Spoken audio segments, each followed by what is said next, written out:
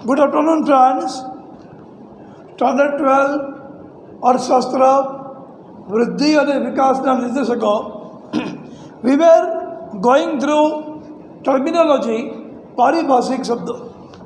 मित्रों, आ चैप्टर टेक्स्टबुकना बाकी बधा चैप्टर माटे एक कॉन्सेप्ट है।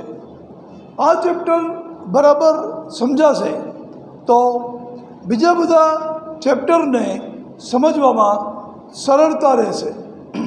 कोईपण टेक्निकल विषय ने अर्थशास्त्र पण एक कॉमर्स में खूब ज प्रेक्टिकल विषय है।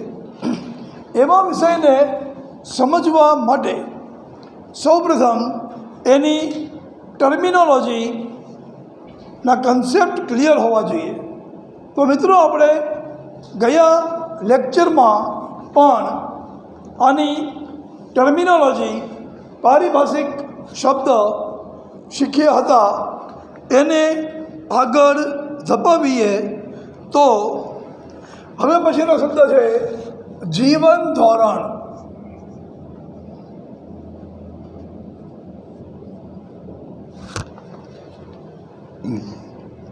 नागरिकों ने प्राप्त थती सुविधाओं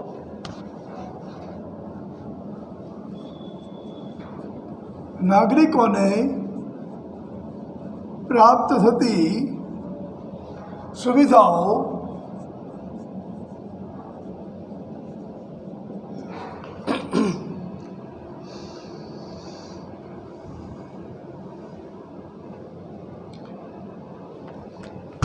एटले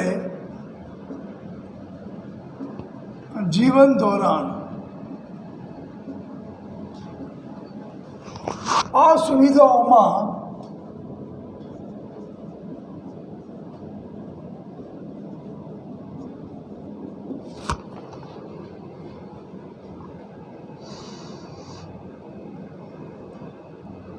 पानी,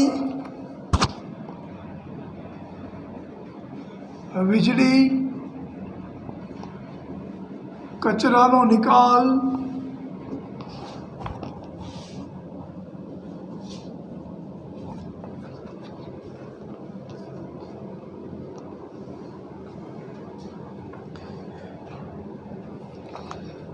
રહેઠાણ,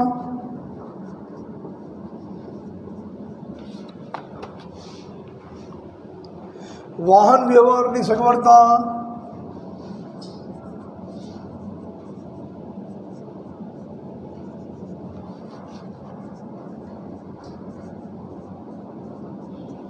संदेशा व्यवहारनी सगवड़ता,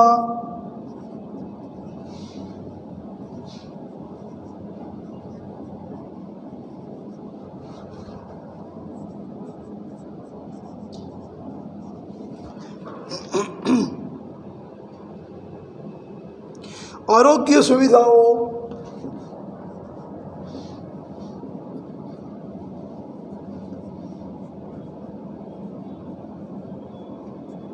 पूर्ति कैलरी वालों पौष्टिक खुराक, पूर्ति कैलरी वालों पौष्टिक खुराक,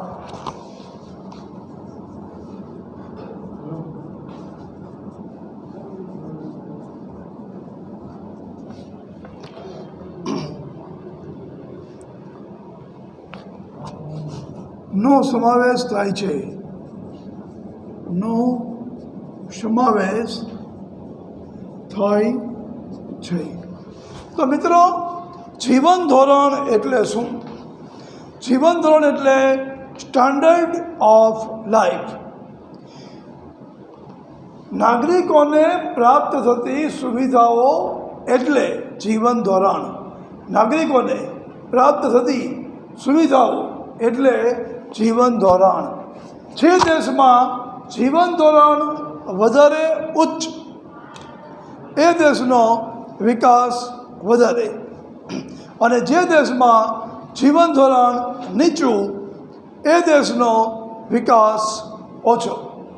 नागरिकों ने प्राप्त थती सुविधाओं एटले जीवन धोरण।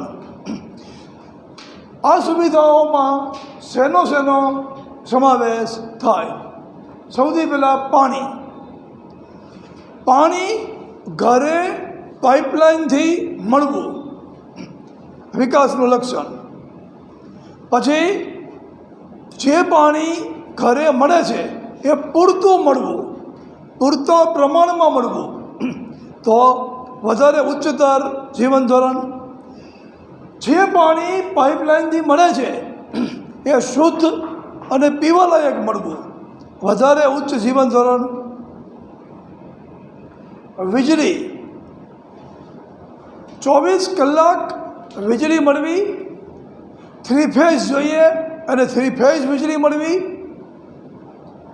એ પણ જીવન ધોરણ. કચરાનો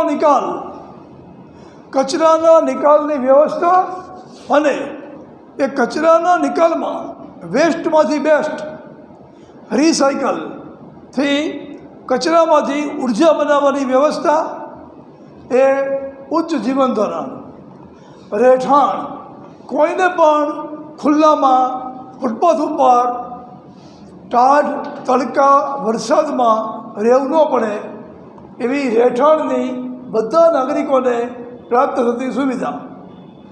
વાહન વ્યવહારની સગવડતા, દરેક નાગરિકની પાસે પોતાનું પર્સનલ વાહન હોવું અને જો એ ન હોય તો પબ્લિક વ્હીકલ, બસ, ટ્રેન એને પૂરતા પ્રમાણમાં નિયમિત મળી રહેવા, એને કહેવાય વાહન વ્યવહારની સગવડતા.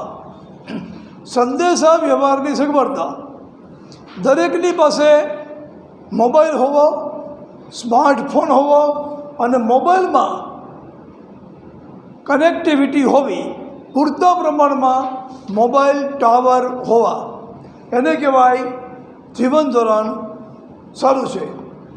આરોગ્ય સુવિધાઓ, દરેકને પૂરતા પ્રમાણમાં ડૉક્ટર્સ, દવા, મેડિકલ ચેકઅપ, લેબોરેટરી ટેસ્ટ બધું જ પ્રાપ્ત થઈ શકવું. ગરીબોને એમના માટેના સ્પેશિયલાઇઝ્ડ દવાખાનામાં, મધ્યમ વર્ગને એ પ્રમાણેના એફોર્ડેબલ દવાખાનામાં અને શ્રીમંતોને એવી 5 સ્ટાર હોસ્પિટલોમાં જેને જેવી પોષાય એવી, પરંતુ આરોગ્ય સુવિધાઓ વિના કોઈ મૃત્યુ પામે એવું થવું ન જોઈએ. તો એ દેશનું જીવન ધોરણ સારું છે એમ કહેવાય. પૂરતી કેલરીવાળો પૌષ્ટિક ખોરાક. તો મિત્રો, આ બધું જ જીવન ધોરણને નક્કી કરે અને જીવન ધોરણ ઉપરથી દેશના વિકાસનું માપન થઈ શકે. મિત્રો, આનો એક ફોટો પણ મોકલીએ છીએ.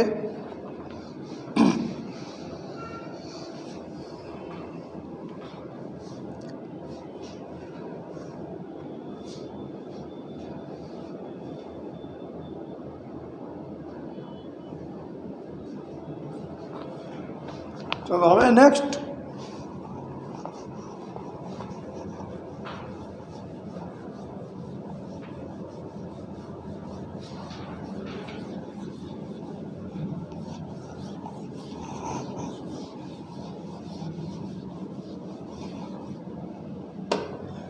નેક્સ્ટ ઇઝ અભ્યાસના અપેક્ષિત વર્ષો.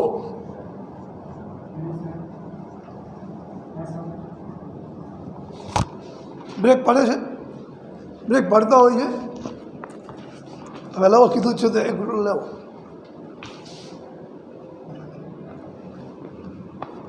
અભ્યાસના અપેક્ષિત વર્ષો.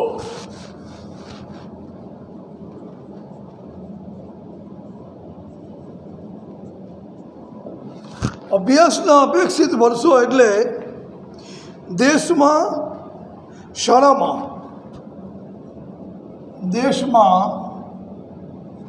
શાળામાં વિદ્યાર્થીના નક્કી કરેલા અપેક્ષિત વર્ષ, વિદ્યાર્થીના નક્કી કરેલા અપેક્ષિત વર્ષ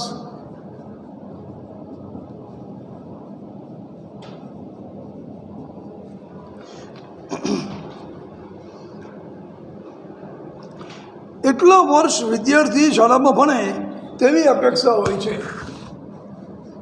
એટલા વર્ષ વિદ્યાર્થી શાળામાં ભણે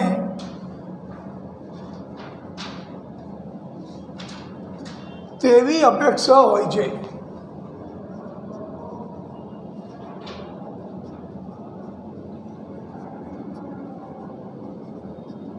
બરાબર.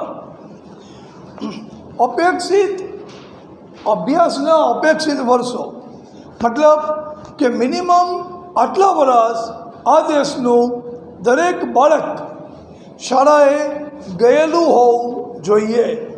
તો ભારતમાં આ વર્ષ કેટલા છે? ભારતમાં અભ્યાસના અપેક્ષિત વર્ષ છે 8મા ધોરણ સુધીના. 8મા ધોરણ સુધીના અભ્યાસના અપેક્ષિત વર્ષ છે. 8મું ધોરણ સુધી બાળકને શિક્ષણ આપવું એ સરકારની જવાબદારી છે અને એને વિકાસનું એક લક્ષણ ગણાય છે. પછી છે નેક્સ્ટ અભ્યાસના સરેરાશ વર્ષો.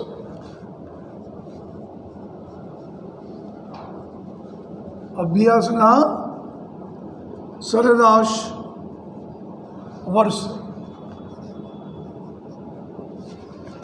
અભ્યાસના સરેરાશ વર્ષ એટલે દેશમાં શાળામાં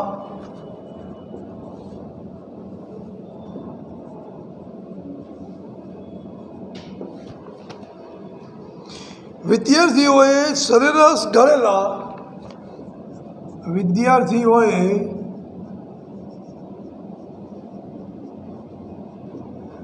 સરેરાશ ગાળેલા વર્ષોનું પ્રમાણ.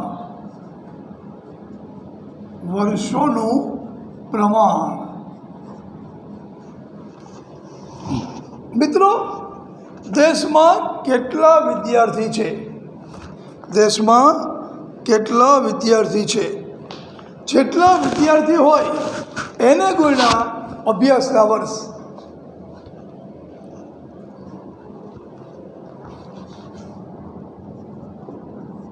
દેશના કુલ વિદ્યાર્થી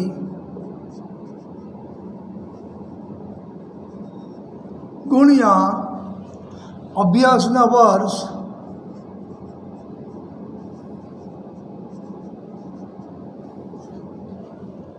જે કોઈ જવાબ આવે માઇનસ ડ્રોપ આઉટ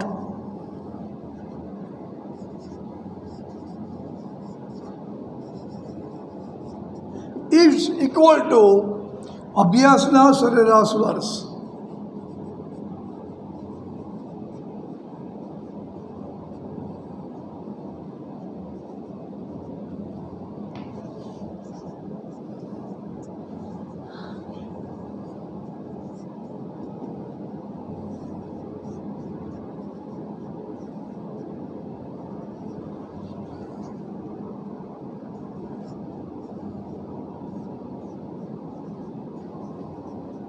તો મિત્રો, અભ્યાસના સરેરાશ વર્ષ એટલે શું? દેશમાં શાળામાં વિદ્યાર્થીઓએ સરેરાશ ગાળેલા વર્ષોનું પ્રમાણ. તો દેશમાં કુલ વિદ્યાર્થી કેટલા? આપણે 8મા ધોરણ સુધીની જવાબદારી છે સરકારની. તો 8મું ધોરણ ભણી શકે એવડું વિદ્યાર્થી 13 વર્ષ સુધીનું હોય. તો દેશમાં 13 વર્ષ સુધીના વિદ્યાર્થી કેટલા? એને ગુણ્યા અભ્યાસના વર્ષ 8. હવે જે લોકો ભણવામાંથી ઉતરી ગયા છે, 5મું ભણીને ઉતરી ગયા, 4થું ભણીને ઉતરી ગયા, એને કહેવાય ડ્રોપ આઉટ. ડ્રોપ આઉટ એટલે ઉતરી ગયેલા. તો આનો જે કંઈ ગુણાકાર આવે એમાંથી બાદ ડ્રોપ આઉટની સંખ્યા ઇઝ ઇક્વલ ટુ અભ્યાસના સરેરાશ વર્ષ. સમજાઈ ગયું મિત્રો? અભ્યાસના અપેક્ષિત વર્ષ એટલે 8મા ધોરણ સુધીના, તો કે 13 વર્ષની ઉંમર સુધીના વિદ્યાર્થી કહેવાય, કમ્પલસરી, સરકારની જવાબદારી. અને એના સરેરાશ વર્ષ તો કે દેશના કુલ વિદ્યાર્થી એને ગુણ્યા 8 ઇન્ડિયામાં ગણી તો માઇનસ જે કોઈ જવાબ આવે એમાંથી માઇનસ ઉતરી ગયેલાની સંખ્યા ઇઝ ઇક્વલ ટુ અભ્યાસના સરેરાશ વર્ષ. આનો એક ફોટો પણ મોકલી છે.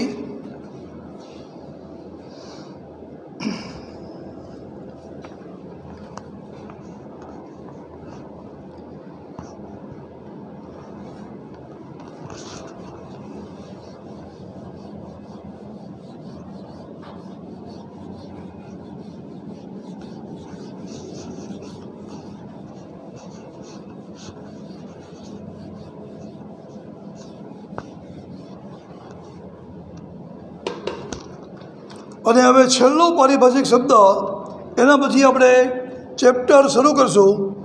છેલ્લો શબ્દ સમખરીદ શક્તિ. સમખરીદ શક્તિ. સમખરીદ શક્તિ એટલે શું? સ્થાનિક બજારમાં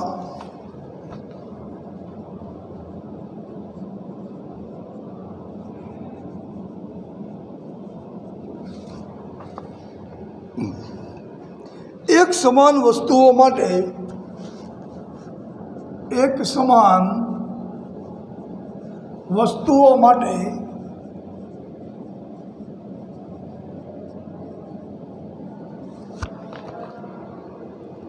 બે ચલણોના મૂલ્યના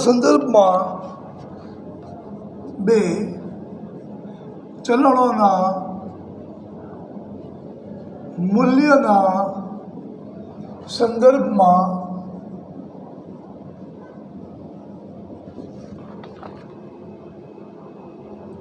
ખરીદ શક્તિની સમાનતા.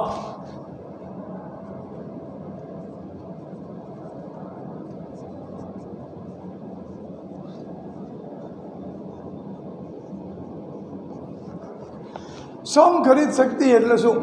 સ્થાનિક બજારમાં એક સમાન વસ્તુઓ માટે બે ચલણોના મૂલ્યના સંદર્ભમાં ખરીદ શક્તિની સમાનતા.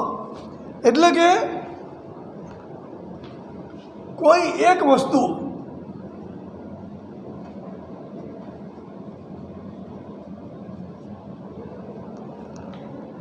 જેમ કે ચશ્મા 100 રૂપિયાના હોય અને એ ચશ્મા કેટલા ડોલરમાં મળે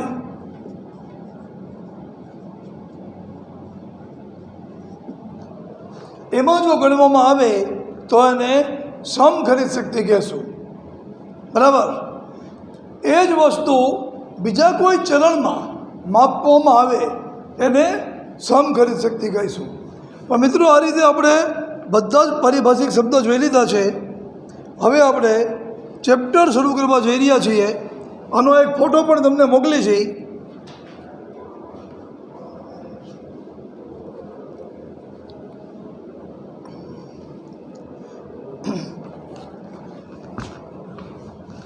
હવે મિત્રો, આપણે બધી ટર્મિનોલોજી, પારિભાષિક શબ્દ જોઈ લીધા છે. હવે આપણે મેઇન ચેપ્ટર શરૂ કરી છીએ. બહુ જ ધ્યાનથી આ બુકના જેટલા ચેપ્ટર છે એ બધામાં અત્યારે જે આપણે શીખવાના છીએ એ ચેપ્ટરના કન્સેપ્ટ કોઈને કોઈ રીતે જોડાયેલા છે. સૌથી પહેલાં પેજ નંબર 14 ઉપર પ્રસ્તાવના.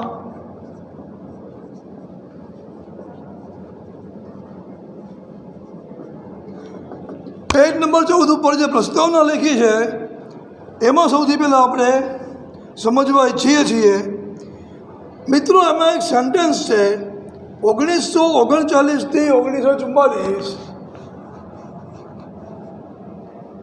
1944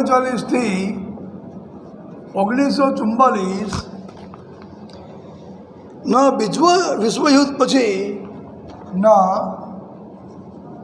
બીજા વિશ્વયુદ્ધ પછી દુનિયાના વિકાસમાન દેશોએ દુનિયાના વિકાસશીલ દેશોએ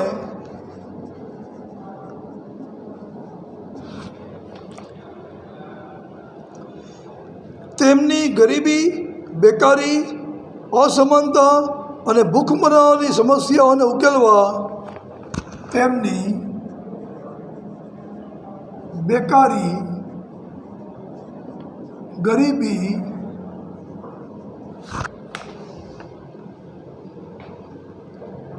ભૂખમરો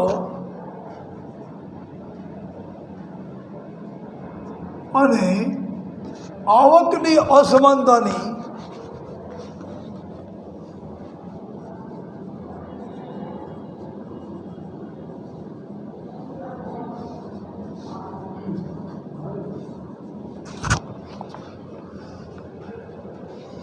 સમસ્યાઓને ઉકેલવા માટે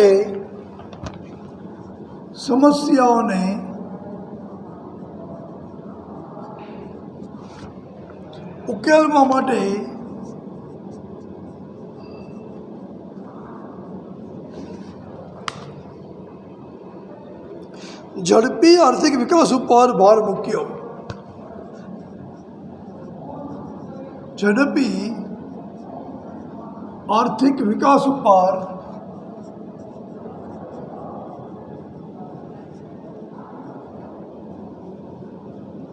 ભાર મૂક્યો. બરાબર. સૌથી પહેલાં તો આ સેન્ટેન્સ બહુ જ સારી રીતે સમજાવવું જોઈએ. મિત્રો, યુદ્ધ, કોઈ પણ યુદ્ધ બિન ઉત્પાદક ખર્ચ છે. યુદ્ધ બિન ઉત્પાદક ખર્ચ છે. મિત્રો, જે કોઈ ઉત્પાદન થાય છે, આ ચશ્માનું ઉત્પાદન થાય, કારખાનામાં આ ચશ્મા બનાવતા ખર્ચ થયો. હવે આ ચશ્માને વેચતા એ પૈસા પાછા આવશે. કારખાનાવાળાએ, ફેક્ટરીવાળાએ આ ચશ્મા બનાવવાનો ખર્ચ કર્યો.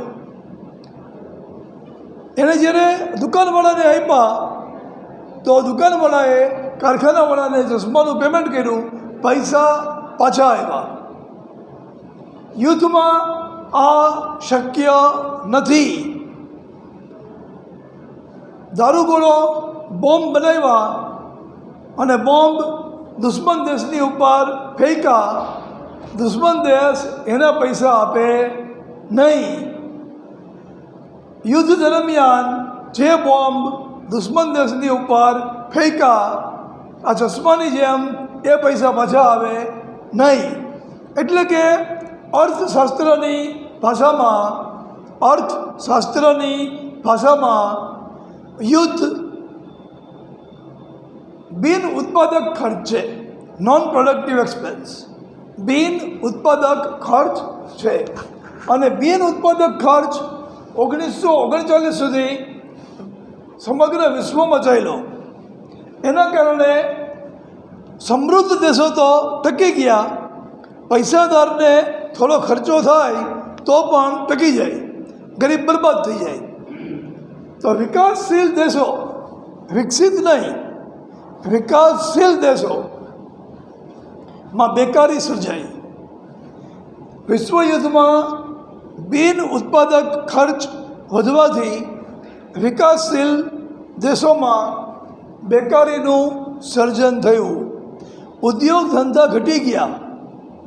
ઉદ્યોગ ધંધા ઘટતા વેપાર ઘટ્યો, નોકરીઓ ઘટી, એટલે કે બેકારીનું સર્જન થયું.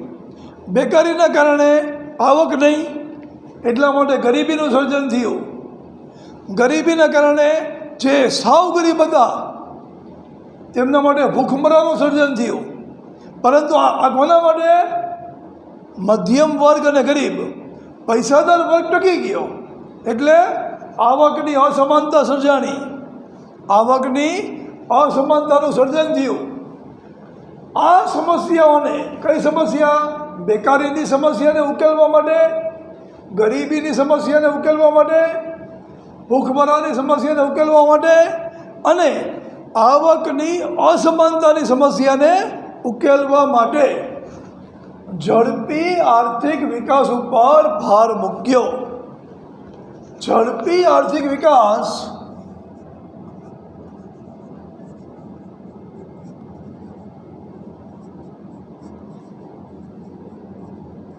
is equal to ઝડપી જીડીપી વધારો is equal to ઉદ્યોગ, વેપાર, નોકરીમાં વધારો is equal to આવકમાં વધારો.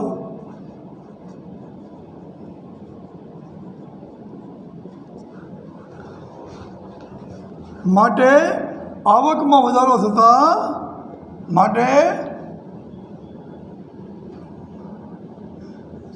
બેકારીમાં ઘટાડો.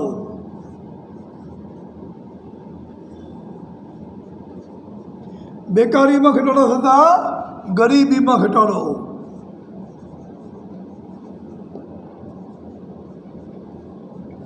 અને ગરીબીમાં ઘટાડો થતાં ભૂખમરાની સમસ્યા દૂર થઈ શકે.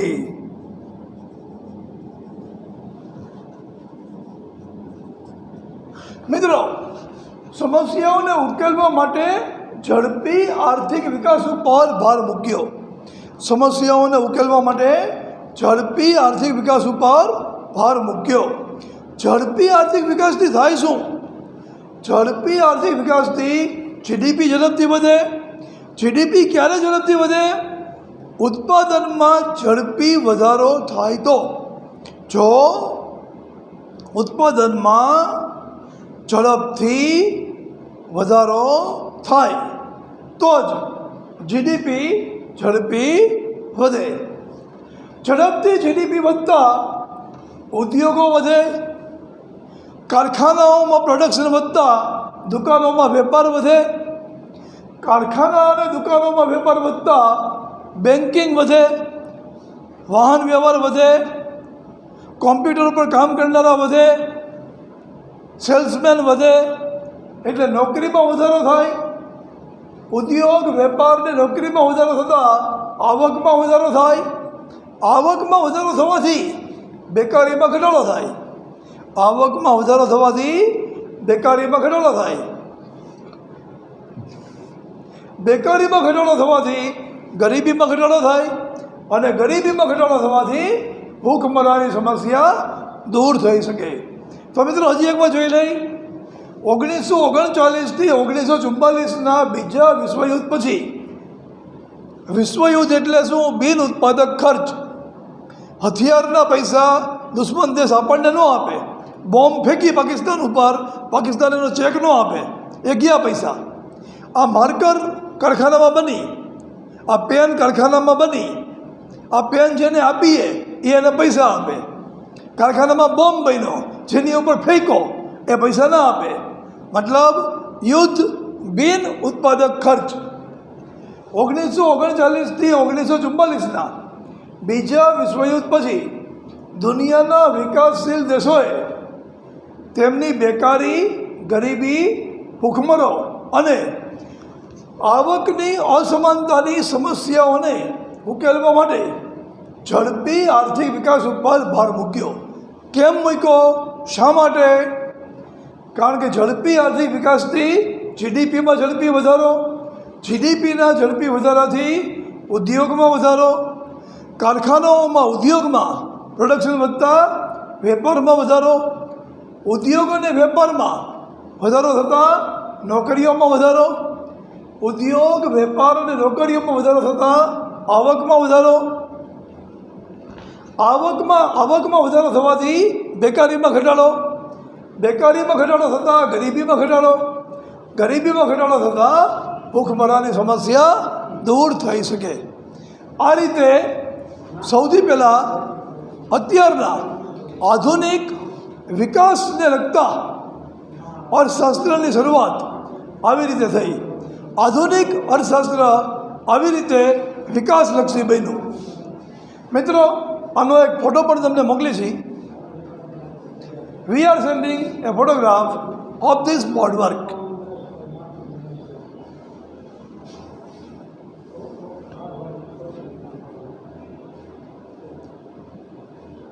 આરામથી આરામથી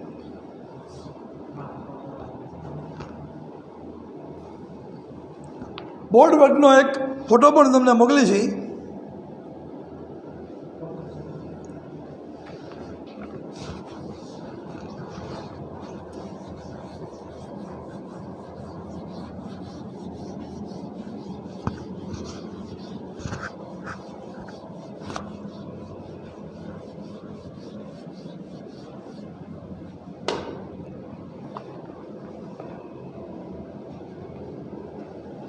વિકસિત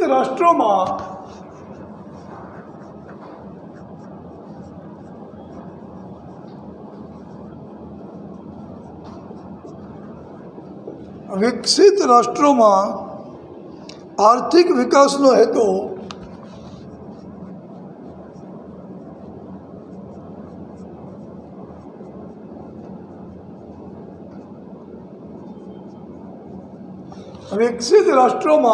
આર્થિક વિકાસનો હેતુ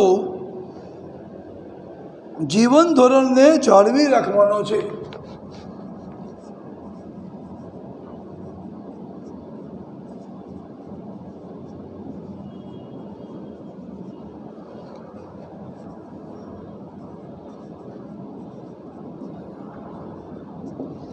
જો મિત્રો, વિકસિત રાષ્ટ્રો એટલે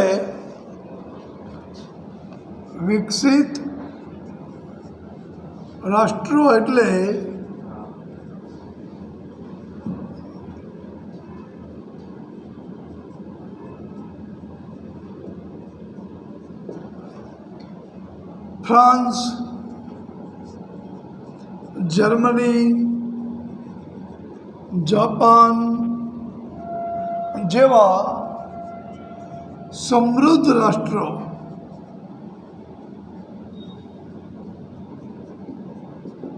મિત્રો, વિકસિત રાષ્ટ્રો એટલે ફ્રાન્સ, જર્મની, જાપાન જેવા સમૃદ્ધ રાષ્ટ્રો। આવા સમૃદ્ધ રાષ્ટ્રોમાં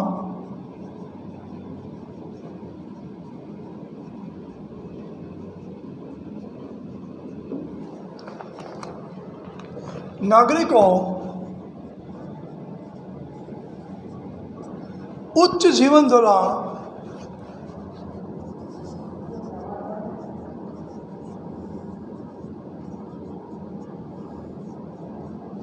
ભોગવી રહ્યા છે।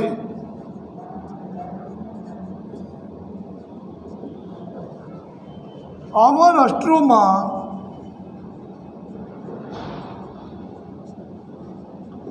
વિકાસનો હેતુ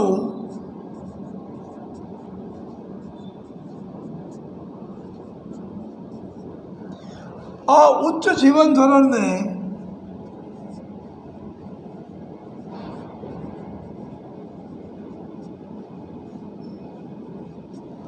જાળવી રાખવાનો છે।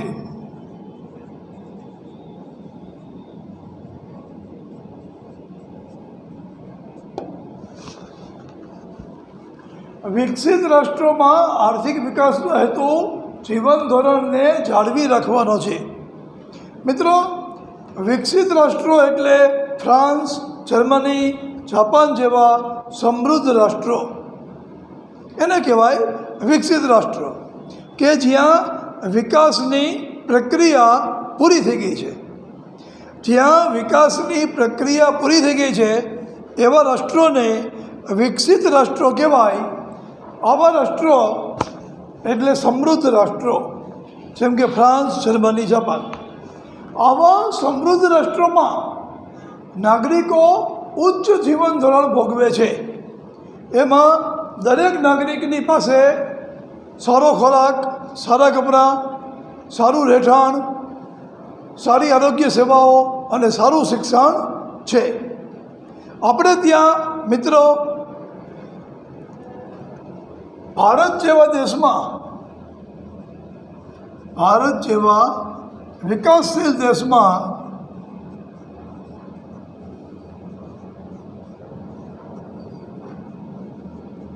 કોરોના મહામારી દરમિયાન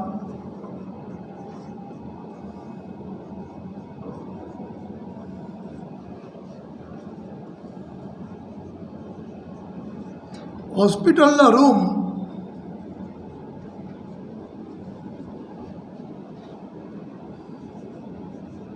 અને ઓક્સિજનની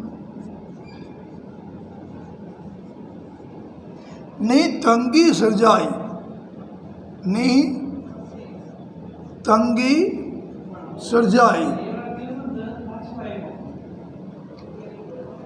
આવી સ્થિતિ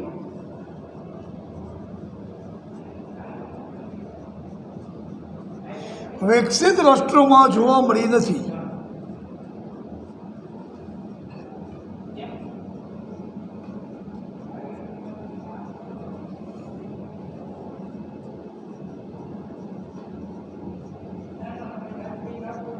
બરાબર. જુઓ, આવા રાષ્ટ્રો વિકાસનો હેતુ ઉચ્ચ જીવન ધોરણને જાળવી રાખવાનો છે. ભારત જેવા વિકાસશીલ દેશમાં કોરોના મહામારી દરમિયાન હોસ્પિટલના રૂમ અને ઓક્સિજનની તંગી સર્જાઈ. પણ આવી સ્થિતિ ફ્રાન્સ, જર્મની કે જાપાનમાં જોવા મળી નથી. કેમ? ત્યાં પર્યાપ્ત પ્રમાણમાં આ બધું ઉપલબ્ધ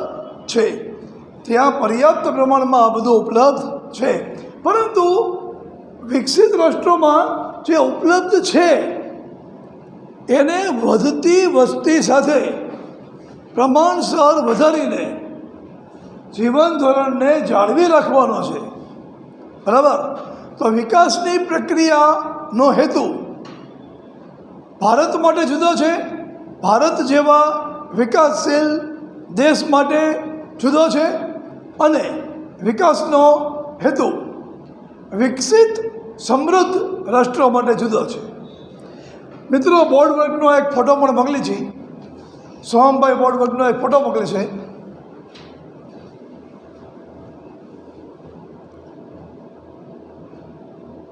થેન્ક યુ સોહમભાઈ.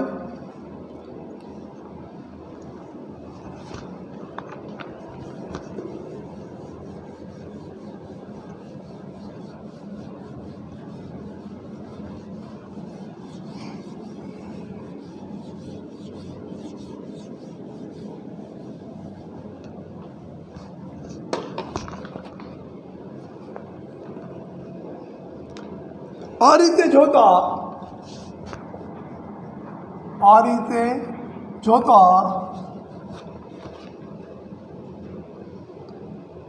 આર્થિક વૃદ્ધિના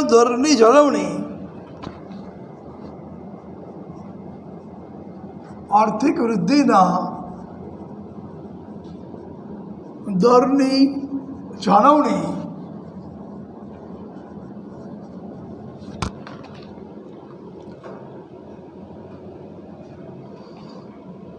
એ વિકસિત દેશોનો પ્રશ્ન છે. એ વિકસિત દેશોનો પ્રશ્ન છે.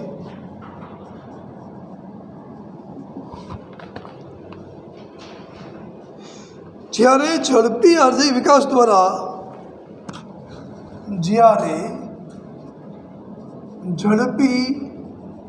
આર્થિક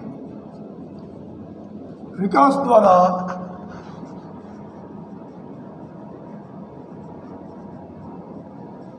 બેકારી, ગરીબી અને ભૂખમરા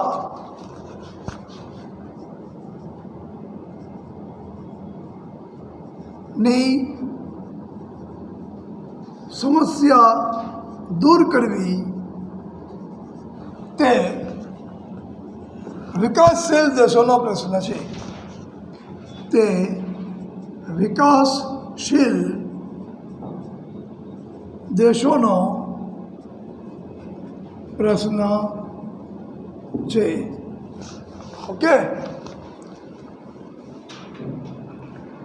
આર્થિક વૃદ્ધિના દરની જાળવણી એ વિકસિત દેશોનો પ્રશ્ન છે, જ્યારે ઝડપી આર્થિક વિકાસ દ્વારા બેકારી, ગરીબી અને ભૂખમરાની સમસ્યા દૂર કરવી તે વિકાસશીલ દેશોનો પ્રશ્ન છે.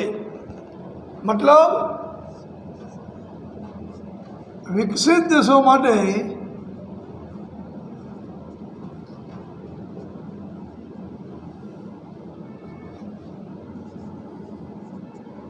આર્થિક વૃદ્ધિ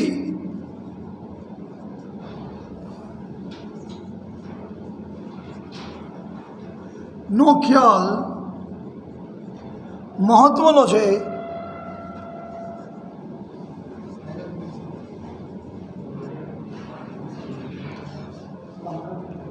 વિકાસશીલ દેશો માટે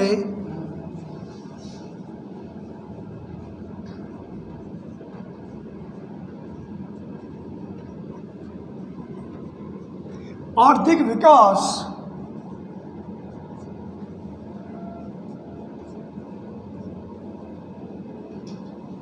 નો ખ્યાલ મહત્વનો છે. બરાબર. આર્થિક વૃદ્ધિના દરની જાળવણી એ વિકસિત દેશોનો પ્રશ્ન છે, જ્યારે ઝડપી આર્થિક વિકાસ દ્વારા બેકારી, ગરીબી અને ભૂખમરાની સમસ્યા દૂર કરવી તે વિકાસશીલ દેશોનો પ્રશ્ન છે. વિકસિત દેશો માટે આર્થિક વૃદ્ધિનો ખ્યાલ મહત્વનો છે. આર્થિક વૃદ્ધિના દરની જાળવણી વિકસિત દેશોનો પ્રશ્ન છે.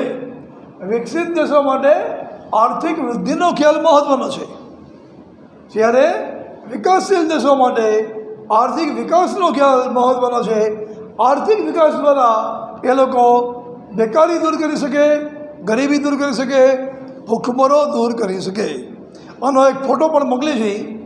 We are sending A photograph of this board work. મિત્રો, હવે કોઈને ડાઉટ ક્વેરી હોય તો પૂછી શકે છે.